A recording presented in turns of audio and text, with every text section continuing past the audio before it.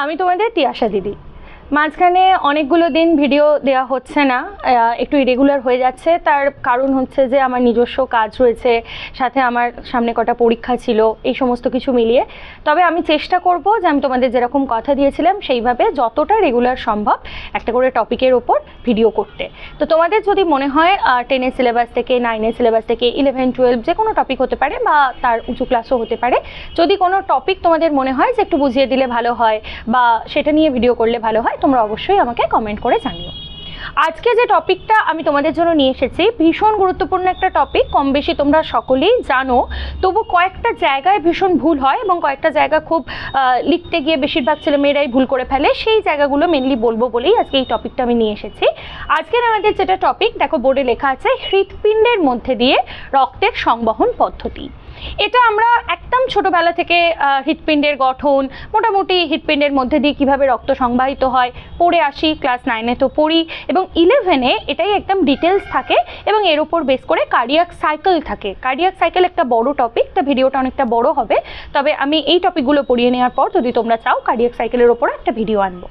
তো আজকের যে টপিকটা, দেখো বোর্ডে আমি কিছু জিনিস লিখে রেখেছি, হয়তো তোমরা খুব পরিষ্কারভাবে নাও বুঝতে পারো। আমি এটার ছবি তুলে এরপরে আমি পোস্ট করে দেবো, সুতরাং আশা করি অসুবিধা হবে না। তারপরেও তোমাদের কিছু জিজ্ঞাসা থাকলে, বোর্ডের কোনো লেখা বুঝতে অসুবিধা হলে আমাকে অবশ্যই কমেন্টে জেনে নিও।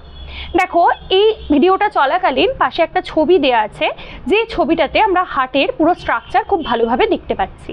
হার্টে কি থাকে? মানব হৃৎপিণ্ডের কথা আমি বলছি অবভিয়াসলি, বা স্তন্যপায়ীদের হৃৎপিণ্ডের কথা বলছি। তো আমাদের হৃৎপিণ্ডে কি থাকে? 4খানা প্রকোষ্ঠ থাকে, তোমরা সবাই জানো। 2টো অলিন্দ, 2টো নিলয়। যেহেতু আমার চ্যানেলে শুধু ওয়েস্ট বেঙ্গল বোর্ড নয়, অন্যান্য বোর্ডের আমার স্টুডেন্টরাও যেহেতু দেখে, সেই জন্য আমি ইংরেজি টার্মগুলোও বলে দিচ্ছি। অলিন্দর মানে অলিন্দর ইংরেজি টার্ম হচ্ছে অ্যাট্রিয়াম, এবং নিলয় যারা বাংলায় পড়ছো সেটাই ইংলিশে হচ্ছে ভেন্ট্রিকেল। তাহলে 2টো অলিন্দ বা অ্যাট্রিয়াম এবং 2টো নিলয় বা ভেন্ট্রিকেল স্তন্যপায়ী প্রাণীদের হৃৎপিণ্ডে থাকে।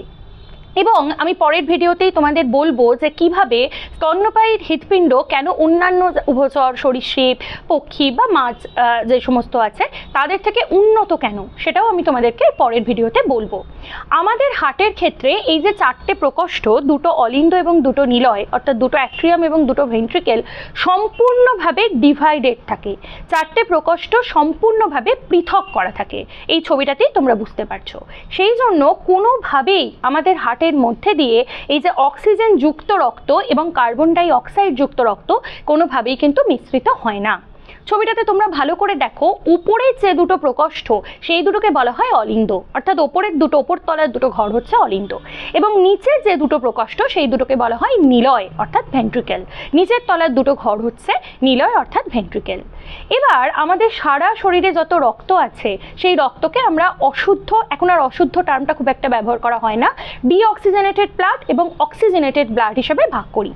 এবার একটা কথা দেখো, আমরা যে সমস্ত সিরিয়াল সিনেমায় অনেক সময় দেখতে পাই যে যে নায়িকার চরিত্র করছে বা নায়কের চরিত্র করছে সে একটা ভালো মানুষ।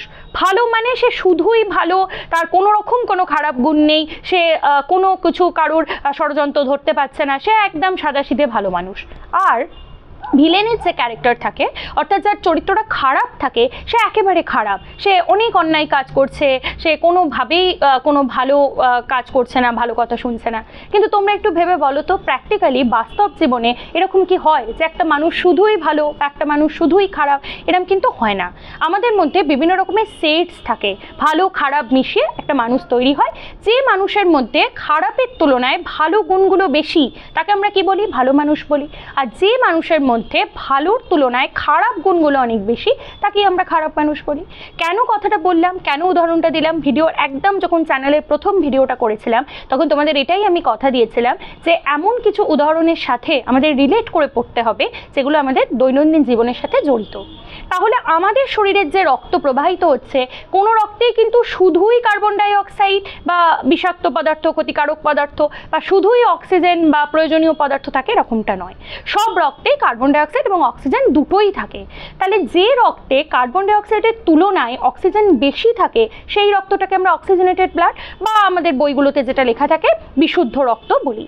আর যে রক্তে অক্সিজেনের তুলনায় কার্বন ডাইঅক্সাইডের পরিমাণ বেশি থাকে সেই রক্তকে আমরা ডিঅক্সিজেনেটেড ব্লাড বা অশুদ্ধ রক্ত বলি। অর্থাৎ কার্বন ডাইঅক্সাইড বেশি থাকলে অক্সিজেনের তুলনায় সেটা ডিঅক্সিজেনেটেড ব্লাড, অক্সিজেন বেশি থাকলে কার্বন ডাইঅক্সাইডের তুলনায় সেটা অক্সিজেনেটেড ব্লাড। এইটুকু আমরা আশা করি ক্লিয়ার হলো। এবার এই যে রক্তবাহ অর্থাৎ যারা ইংরেজিতে পড়ছো ব্লাড ভেসেলস, ব্লাড ভেসেলস কাকে বলে, রক্তবাহ কাকে বলে, যারা রক্তকে বহন করে। কি কি ধরনের রক্তবাহ আমরা দেখতে পাই? শিরা, ধমনী এবং রক্তজালক। আমরা সবাই জানি ধমনী শুদ্ধ রক্ত বহন করে এবং শিরা সাধারণত অশুদ্ধ রক্ত অর্থাৎ ডিঅক্সিজেনেটেড ব্লাডকে বহন করে। এবার ধরো পরীক্ষার হলে বসে আমরা যখন শুধু এটুকু পড়ছি খুব সহজ লাগছে, এবার পরীক্ষার সময় এমনি প্রেশার থাকে, সাথে অনেকটা সিলেবাসের চাপ থাকে, বসে আমরা ভুলে গেছি শিরা কোন। এটা কিন্তু শুধু আমি ক্লাস 9 বা তারও নিচু ক্লাসের জন্য বলছি না, ক্লাস 11এও কিন্তু এই সমস্যা হতে পারে। সেকেন্ড সেমিস্টারে আছে এই চ্যাপ্টারটা এবং তোমরা জানো সেকেন্ড সেমিস্টার এমসিকিউ নয়, হাতে লিখতে হবে, তো এই সমস্যাটা তৈরি হতেই পারে। সেই মুহূর্তে বসে মনে রাখার একটা টিপস দিই, প্রত্যেকের নিজের হাতের দিকে তাকালে দেখতে পাবে যে এখানে কিছু রক্তবাহ রয়েছে, যে রক্তবাহগুলো শিরা। আমরা সবাই জানি ধমনী কিন্তু এগুলো নয়, ধমনী শরীরের অনেক ভিতরে থাকে, শিরা হচ্ছে এই রক্তবাহগুলো। এবার ভালো করে তাকিয়ে দেখো তো এই রক্তবাহগুলোর রং কি, টকটকে লাল না হালকা নীলচে বা সবজেটে বর্ণের? দেখতে পাবে আমাদের প্রত্যেকের এই যে শিরাগুলো আছে এই শিরাগুলোর রং কিন্তু হালকা নীল বা সবুজ বর্ণের। এবার মনে রাখবে যত রক্ত শুদ্ধ হবে, যত রক্তে অক্সিজেন বেশি থাকবে সেই রক্ত তত বেশি লাল হবে, একদম টকটকে লাল। আর যে রক্তে অক্সিজেন কম থাকবে, তুলনায় কার্বন ডাইঅক্সাইড বেশি থাকবে, সেই রক্ত কিন্তু এরকম নীলচে বা সবজেটে বর্ণের হবে। তাহলে সেই মুহূর্তে বসে যদি আমরা ভুলে যাই, আমরা নিজেদের হাতের দিকে তাকাবো, তাকিয়ে দেখবো এই যে ব্লাড ভেসেলসগুলো এগুলোকে কি বলে? ভেন্স বা শিরা। এগুলোর রং কি? হালকা নীল বা সবজেটে বর্ণের। অর্থাৎ এগুলো কোন রক্ত বহন করে? ডিঅক্সিজেনেটেড বা কার্বন ডাইঅক্সাইড যুক্ত রক্ত বহন করে। দেখো হার্টের মধ্যে দিয়ে ব্লাডের সার্কুলেশন কম বেশি আমরা সবাই জানি, কিন্তু আমার এই ভিডিওটা করার উদ্দেশ্য হচ্ছে এই জায়গাগুলো, যে জায়গাগুলো তোমাদের মনে রাখতে অসুবিধা হয়। এবার আমাদের সারা শরীরের ঊর্ধ্বাংশের, আমরা যদি ডায়াফ্রাম বা মধ্যচ্ছদার উপরের অংশটাকে শরীরের ঊর্ধ্বাংশ বলি এবং নিচের অংশটাকে শরীরের নিম্নাংশ বলি, তাহলে শরীরের ঊর্ধ্বাংশের সমস্ত ডিঅক্সিজেনেটেড ব্লাড, তোমরা জানো ডিঅক্সিজেনেটেড ব্লাড মানে সেটা ভেন বা শিরা বহন করবে। দেখো ঊর্ধ্ব মহাশিরা, বা আমি যেহেতু ছবিটা পাশে দিয়ে দিয়েছি সেই জন্য এখানে আমি একটা ফ্লো চার্ট দিয়েছি, ফ্লো চার্টটা দিয়েও কিন্তু তোমরা মনে রাখবে, সাথে সাথে পাশের ছবিটা দেখবে। তাহলে এই যে ঊর্ধ্ব মহাশিরা, ইংলিশে যারা পড়বে সুপিরিয়র ভেনা কেভা, এই সুপিরিয়র ভেনা কেভা বা ঊর্ধ্ব মহাশিরা দিয়ে সারা শরীরের যত অশুদ্ধ বা ডিঅক্সিজেনেটেড ব্লাড কোথায় এসে পৌঁছচ্ছে? ডান অলিন্দে। এখানে আরেকটা জিনিস ভালো করে মনে রাখবে, সবার জন্য বলছি, ধরো আমি এভাবে দাঁড়িয়ে আছি, তোমরা আমার হাতটাকে আঁকছো, তাহলে আমার যেটা বাঁ হাত সেটা কিন্তু তোমাদের ডান হাত, আর আমার যেটা ডান হাত তোমাদের বাঁ হাত। অর্থাৎ যে কোনো যখন হিউম্যান ইন্টেরিয়র যে কোনো অর্গ্যান আঁকবে, সেটা কিডনি হোক, লিভার হোক, হার্ট হোক, ডান হাতের দিকটা কিন্তু সবসময় বাম দিক বলে চিহ্নিত করতে হবে এবং বাম হাতের দিকটা ডান দিক, এটা না হলে কিন্তু পুরো সার্কুলেশনই গন্ডগোল হয়ে যাবে। তাহলে ঊর্ধ্ব মহাশিরা দিয়ে শরীরের সব, দেখবে এখানে লেখা আছে, ছবিটা অ্যাটাচ করবো দেখে নেবে, ঊর্ধ্ব মহাশিরা দিয়ে শরীরের ঊর্ধ্বাংশের সমস্ত কার্বন ডাইঅক্সাইড যুক্ত রক্ত এবং নিম্ন মহাশিরা দিয়ে নিম্নাংশের সমস্ত কার্বন ডাইঅক্সাইড যুক্ত রক্ত কোথায় এসে পৌঁছলো? ডান দিকের উপরের ঘরটায়, অর্থাৎ ডান অলিন্দে। ডান অলিন্দ থেকে রক্ত কোথায় যাচ্ছে? ডান নিলয়ে। আমি কপাটিকা শেষে আসছি, আগে ব্লাড সার্কুলেশনের পাথওয়েটা বুঝিয়ে দিই। ডান নিলয়ে আসার পর একটা জিনিস সবসময় মনে রাখবে, যে যে কপাটিকা, কপাটিকা শব্দটা কোথা থেকে এসেছে? কপাট থেকে। তাহলে কপাটিকা বা দরজাটার কাজ কি? এরা কিন্তু রক্তের একমুখী প্রবাহকে নিয়ন্ত্রণ করে, মানে যে একবার ক্লাস 6 থেকে 7-এ উঠে যাবে সে কিন্তু আর কোনোভাবেই 7 থেকে আবার 6-এ ব্যাক করতে পারবে না, তাকে 7 থেকে 8-এই উঠতে হবে। অর্থাৎ যে রক্ত একবার অলিন্দ থেকে নিলয়ে চলে আসছে সেই একই রক্ত কিন্তু আর কখনোই নিলয় থেকে অলিন্দে ফিরে যেতে পারবে না, এটা সবসময় মাথায় রাখবে। এটাকে নিয়ন্ত্রণ করে কপাটিকা। তাহলে ডান অলিন্দ এবং ডান নিলয়ের মাঝখানে কার্ডিয়াক সাইকেল পড়ানোর সময় আরও ডিটেলসে পড়াবো, যে কপাটিকা আছে সেই কপাটিকা, ডান অলিন্দ যখন রক্ত দ্বারা পূর্ণ হয়ে গেছে সেই কপাটিকার উপর চাপ তৈরি হয়েছে দরজার উপর, কপাটিকা খুলে গেছে, ডান অলিন্দ থেকে রক্ত ডান নিলয়ে এসেছে। তারপরে কি হবে? ডান নিলয় থেকে রক্ত ফুসফুসীয় ধমনী দিয়ে ফুসফুসের মধ্যে প্রবেশ করবে। আমরা ছোটবেলা থেকেই চলতি কথায় বলে থাকি যে হার্ট আমাদের রক্তকে পরিশুদ্ধ করে, হৃৎপিণ্ডের কাজ হচ্ছে রক্ত শুদ্ধ করা। এক্স্যাক্টলি কিন্তু তাই নয়, তোমরা এটা দেখলেই বুঝতে পারবে রক্তকে পরিশুদ্ধ করে কিন্তু ফুসফুস, তাহলে হৃৎপিণ্ডের কাজ কি? হৃৎপিণ্ড কি করে? হার্ট জাস্ট অ্যাক্ট লাইক আ পাম্প। আমাদের প্রত্যেকের বাড়িতে পাম্পিং মেশিন আছে। ধরো বাথরুমে কলে জল শেষ হয়ে গেছে, আমরা চিৎকার করে বাবা মাকে ডাকলাম, তারা পাম্পটা চালিয়ে দিল, সঙ্গে সঙ্গে প্রত্যেকটা বাথরুমের কলে কলে জল পৌঁছে গেল। তাহলে হৃৎপিণ্ড ঠিক একই রকমভাবে পাম্পিং মেশিনের মতো কাজ করে ওই যে রক্তটাকে সারা শরীরের প্রত্যেকটা কলাকোষে পৌঁছে দেয়। তাহলে সেই রক্ত অশুদ্ধ রক্ত, কিন্তু মাথায় রাখো, দেখো এখানে কার্বন ডাই অক্সাইড যুক্ত রক্তই কিন্তু এখন অবধি প্রবাহিত হচ্ছে। সেই রক্ত যখন ফুসফুসে গিয়ে পৌঁছলো, ফুসফুসে যে অক্সিজেন সমৃদ্ধ বাতাস এসেছে এবং কার্বন ডাই অক্সাইড নিয়ে গিয়ে যুক্ত রক্ত ওখানে গিয়ে পৌঁছেছে ফুসফুসের অ্যালভিওলাইতে। সেখানে একটা গ্যাসীয় আদান প্রদান হবে। ব্যাপন ক্রিয়ায় রক্তের কার্বন ডাই অক্সাইড বাতাসে চলে যাবে, কার্বন ডাই অক্সাইড যুক্ত বাতাস নিঃশ্বাসের মাধ্যমে শরীর থেকে বেরিয়ে যাবে। আর এই যে বাতাসের অক্সিজেনটা, সেটা রক্ত গ্রহণ করবে এবং অক্সিজেনেটেড অর্থাৎ অশুদ্ধ রক্ত অক্সিজেনেটেড অর্থাৎ শুদ্ধ রক্তে পরিণত হলো। তারপরে সেই রক্ত চারখানা ফুসফুসীয় শিরা দিয়ে কোথায় আসবে? দেখো বাম অলিন্দে। তারপরে একই রকমভাবে বাম অলিন্দ রক্ত দিয়ে পূর্ণ হয়ে গেলে কোন রক্ত? শুদ্ধ রক্ত, অক্সিজেনেটেড ব্লাড। বাম অলিন্দ এবং বাম নিলয়ের মাঝখানে থাকা ত্রিপত্র কপাটিকা একইভাবে খুলে যাবে এবং রক্ত বাম অলিন্দ থেকে বাম নিলয়ে আসবে। এরপরে রক্ত বাম নিলয় থেকে মহাধমনী দিয়ে আমাদের শরীরের প্রত্যেকটা কলাকোষে পৌঁছে যাবে। তাহলে হার্টে ঢুকছে অশুদ্ধ বা কার্বন ডাই অক্সাইড যুক্ত বা ডিঅক্সিজেনেটেড ব্লাড, কিন্তু এই পুরো প্রসেসটার পর যখন সারা দেহে ছড়িয়ে পড়লো, সেটা কিন্তু অক্সিজেনেটেড ব্লাড বা শুদ্ধ রক্ত। আর শেষে এই যে কপাটিকার কথা আমি বলছিলাম, এই ছকটা খুব ভালো করে মনে রাখবে। ডান অলিন্দ এবং ডান নিলয়ের মাঝখানে কি আছে? ট্রাইকাসপিড বা ত্রিপত্র কপাটিকা। বাম অলিন্দ বাম নিলয়ের মাঝখানে কি আছে? বাইকাসপিড বা দ্বিপত্র কপাটিকা। এই মুহূর্তে আমি যদি 10 জন স্টুডেন্টকে এই প্রশ্নটা করি, আমি জানি না অদ্ভুতভাবে বেশিরভাগ স্টুডেন্ট 8 থেকে 9 জন কিন্তু এটা ভুল বলে, গুলিয়ে ফেলে। সেটা ক্লাস 9-এও তাই হয়, 11-এও তাই হয়, বা আমি অনেক দেখেছি অনার্সে গিয়েও ছেলেমেয়েরা গ্র্যাজুয়েশনে গিয়েও এই একই ভুল করছে।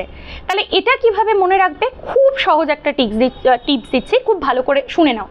বাম অলিন্দ এবং বাম নিলয়, তোমরা যারা ইংলিশ মিডিয়ামে পড়ো তারাও বাংলাটা একটু আধটু বোঝো, আর যারা বাংলায় পড়ো তাদের তো সুবিধাই। বাম অলিন্দ আর বাম নিলয়ের মাঝখানে বাইকাসপিড ভালভ, বাই মানে দুই, তাহলে বাইকাসপিড ভালভের বাংলাই হচ্ছে দ্বিপত্র কপাটিকা। তাহলে বাম অলিন্দ বাম নিলয় ব আর বাইকাসপিডের ব, এভাবে মনে রাখবে। তাহলে বাইকাসপিড বা দ্বিপত্র, বাই মানে দুই, কোথায় থাকবে? বাম অলিন্দ আর বাম নিলয়ের মাঝখানে। তাহলে আর একটা তো ট্রাইকাসপিড বা ত্রিপত্র, সেটা ডান অলিন্দ বা ডান নিলয়ের মাঝখানে থাকবে। আর দেখো এই যে ডান নিলয় এবং ফুসফুসীয় ধমনী আর বাম নিলয় এবং মহাধমনী, সেখানেও তো কপাটিকার দরকার, কারণ যে রক্ত একবার নিলয় থেকে ধমনীতে পৌঁছে যাচ্ছে, সেই রক্তকে আর কোনোভাবেই নিলয়ে ব্যাক করে আসতে দেবে না। এই দুটো কপাটিকার নাম হচ্ছে সেমিলিউনার বা অর্ধচন্দ্রাকৃতি কপাটিকা। এটুকুই মনে রাখতে পারো, বা যদি আরেকটু ভালো করে মনে রাখতে চাও, ফুসফুস কথাটার সাথে পালমোনারি কথাটা খুব সম্পর্কিত, তাহলে ওটা হচ্ছে পালমোনারি সেমিলিউনার ভালভ। সেমিলিউনারের বাংলায় অর্ধচন্দ্রাকৃতি। আর এটা যেহেতু মহাধমনী অর্থাৎ আমরা অ্যাওটা বলি, তাই যেটা মহাধমনী বা মাঝখানে যে এইখানে যেটা লেখা আছে দেখো, বাম নিলয় এবং মহাধমনীর মাঝখানে যে কপাটিকাটা রয়েছে, সেটা অ্যাওটিক সেমিলিউনার ভালভ।